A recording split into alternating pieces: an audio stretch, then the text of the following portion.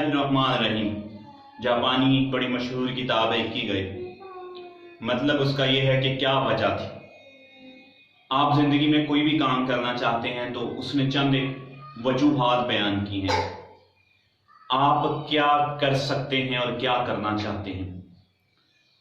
हर आदमी को की एक खुशी होती है, एक पैशन होता है, एक जुनून होता है, काम होता है जो बगैर वजह के वो करता है, वो बगैर थके करता है। अब वो काम आपने ढूंढ लिया है जिसको आप कह रहे हैं कि आपका वो पैशन है। अब दूसरे नंबर पे ये ढूंढना है कि दुनिया को उसकी जरूरत भी है कि नहीं।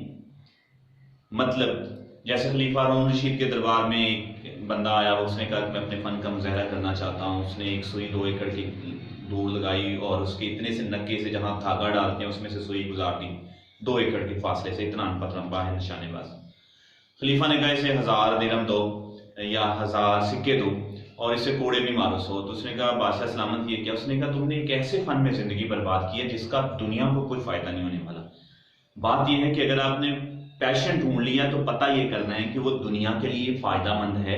अच्छा जी, दुनिया के लिए फायदामंद है तो वो क्या आपको पे करेगा, आपको उसके एवज कुछ मिलेगा। मतलब दुनिया में बड़े काम ऐसे हैं, आप घर के लिए बागवानी करते हैं, आपने तरह तरह के फूल लगाए हुए हैं, तो इसका मतलब आप उस पर इन्वेस्ट कर रहे हैं, आपको उससे मिलेगा नहीं कुछ भी।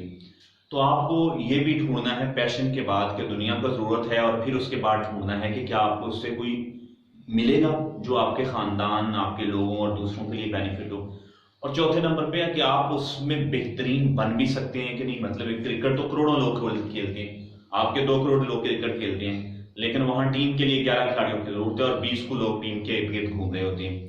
तो इसका मतलब ये हुआ कि आप किस काम में बेस्ट हैं।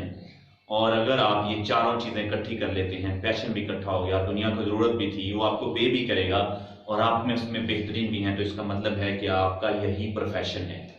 इसी में डूब जाएं तो आपका पैशन और प्रोफेशन एक हो जाएगा, दोनों एक हो जाएंगे तो इकिगाई क्या वजह थी कि आपने वो काम किया पूरा हो जाएगा। That's a good book. बहुत ही अच्छी किताब है इकिगाई, बड़ी तफसील से पढ़ने वाली है। इसकी बहुत ज़्यादा समरीज भी आपको मिल जाएंगी और किताब अगर आप खरीद के पढ़ते हैं तो ये आपके लिए बहुत बेस्ट होगा। Thank you very much.